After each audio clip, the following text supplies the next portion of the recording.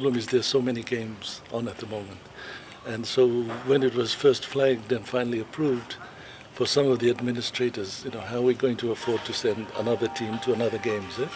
So for this year, there's, apart from qualifying for Rio, you've got the Pacific Games, you've got the Youth Games in Samoa. So it's tough. It's good to have the competition, but somebody's got to pay. Doctor, just moving a bit away, as you mentioned, the Commonwealth Youth Games in Samoa. Papua New Guinea to host the FIFA Under-20 Women's World Cup, that's the biggest achievement for an island nation in football terms. It is showing that our islands are capable of hosting real big meets. Onoc must be happy to see its members getting some big events. It's been happening for quite a while. New Caledonia hosted the World Cup in distance swimming about 3 weeks ago. We've hosted the World Sailing in Fiji.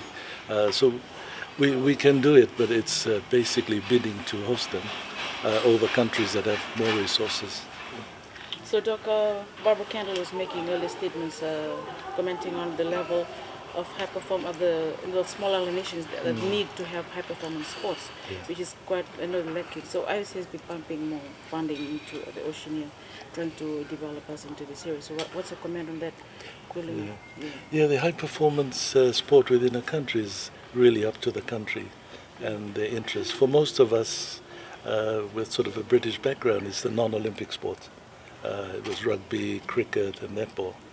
But now with the increasing exposure with social media, etc., to what's available in the Olympics, the high performance focus changes.